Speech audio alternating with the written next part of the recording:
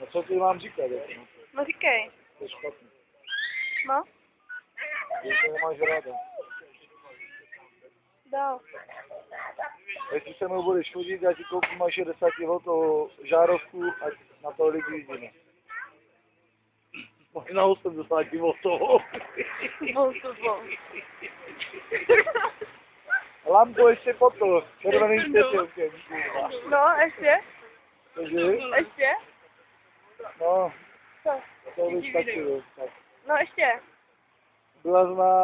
Byla se zopalovat? Ne. Ne? Já bych chtěl. Co? Jestli to máš opálené, nebo ne. Já jsem si to opaloval, vidíš to? To má, to nevím, že to O, ještě? co zase? Ještě? Ještě co zase? No, říkej něco. Já nešel moc na tu kameru, jo? No, říkej. Vyznávej. Máme se rádi? Až do smrti? Mhm. Jo? Tak je to klidně. Tak vyznávej, Jirko. Vyznávám ti lásku na první pohled. A dívaj se na mě. Jmenuji se Jiří Kachlička. Eduard Kachlička.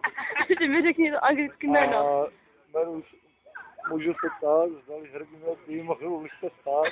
Své srdce dávám do zástavy, kdy budou mají kokody ten pravý.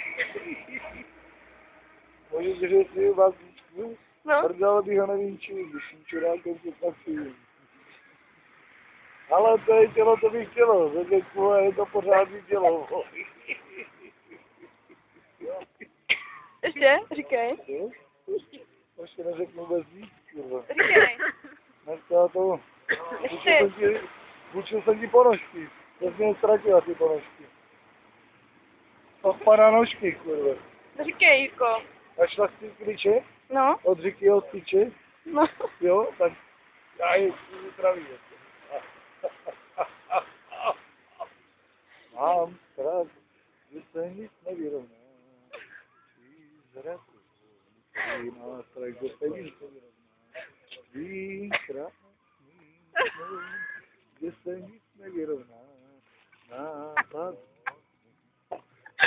Já jsem sám, jo.